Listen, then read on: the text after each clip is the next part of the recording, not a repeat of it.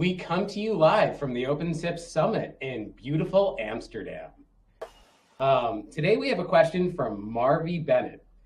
And it's how can we decrement the limit if the call drops? All right. So the way that we've implemented mod limit, when you create a limit, we create a hook to the session itself. So if the call drops on you, you don't have to do anything. It automatically decrements the limit.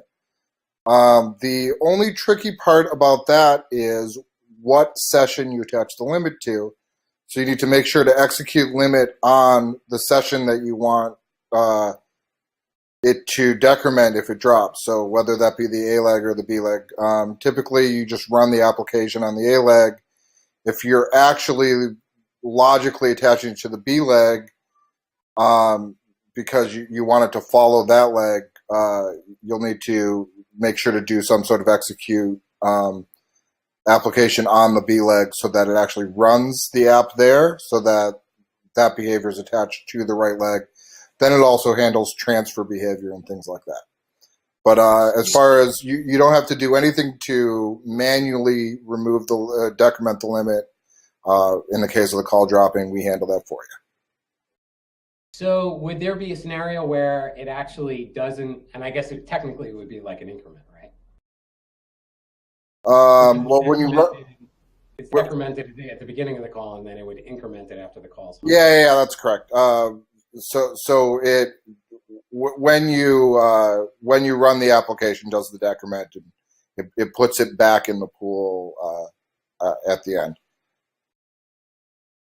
So how do you think this person is experiencing this issue? You've spoken to them? Have you? Are they actually experiencing an issue with it? Yeah. So they're using the database drivers, and so I kind of felt like it was almost like a database access issue. Yeah, I mean, so if there's issues with that, the two things that I would look at would be, one, it's attached to the other leg, and the other leg is going on and doing things, and they're expecting it to happen when the one leg dies, but it's actually attached to the wrong leg. The other issue would be, and I've seen that a lot, so you got to look closely at which leg it's attached to. And then the other issue would be some sort of database errors where it's unable to access the database. But you should see those in logs pretty obviously. Those should look like errors.